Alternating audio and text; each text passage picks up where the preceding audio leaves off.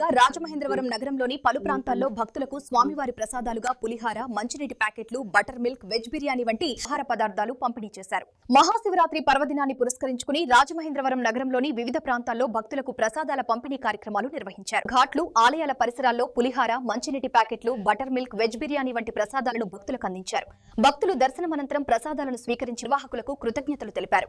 మహాశివరాత్రి రోజున ప్రసాదాలు పంచిపెట్టడం పుణ్యకార్యమని కొంతమంది స్వతంత్రంగా ముందుకు వచ్చి ఈ సేవా కార్యక్రమాన్ని నిర్వహించారు. పరమేశ్వరి యొక్క ఆశీర్వాదం ఎల్లరెల్ల ప్రజలందరికీ ఉండాలని చెప్పేసి మరి అన్న ప్రసాదాన్ని మరి ఈ ప్రాంతంలో ఉన్నటువంటి యువత, మండగండ జంక్షన్ ఉన్నటువంటి యువత ఎవరైతే ఉన్నారో వారందరూ సహాయ సహకారాలతో, అదే జక్కంపూడి గణేష్ గారు, జక్కంపూడి రాజా గారి నేతృత్వంలో మరి సాయి అభిలాష్ మరి మిత్ర బృందం అంతా కలిసి ఇక్కడ అన్న వితరణ కార్యక్రమాన్ని తలపెట్టు. ప్రతి సంవత్సరం కూడా ఇక్కడ ఉన్నటువంటి భక్తుల యొక్క సౌకర్యార్థం వాళ్ళకి అన్న ఈ సందర్భంలో మరి సేవా కార్యక్రమంగానే తీసుకుని మరి మహాశివరాత్రి సందర్భంగా ఈ కార్యక్రమాన్ని తలపెట్టడం మా అందరికీ ఎంతో సంతోషకరంగా ఉంది.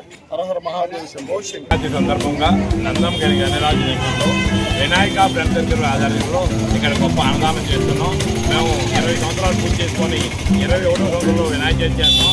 అలాగే 9 సంవత్సరాలు పూర్తి చేసి 15 సంవత్సరంలో ఈ మహాశివరాత్రి సందర్భంగా పేదలకు, భక్తులకు అందరికీ కూడా గొప్ప అన్నదానం చేస్తాం. అలాగే ఈ అన్నదానానికి సహకరించిన భక్తులందరికీ కూడా మా కమిటీ తరఫున ధన్యవాదాలు తెలుపుకుంటూ ఈ యొక్క మహాశివరాత్రి రాజమహేంద్రవరంలోనే అత్యంత భక్తిపరంగా చాలా అద్భుతంగా జరుగుతుంది.